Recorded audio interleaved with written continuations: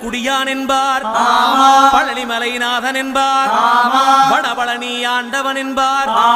சரவண பவன் என்பார், நிமலன் சுவாமி என்பார், தண்டாயுதபாணி என்பார், கலியுகவரதன் என்பார், வெற்றி வடிவேலன் என்பார், வீரவடி வேலன் என்பார்,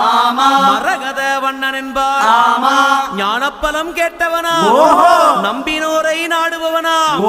காவடி பிரியனாம், ராஜ அலங்காரம் கொண்டவனா, ஆண்டியாய் நின்றானா,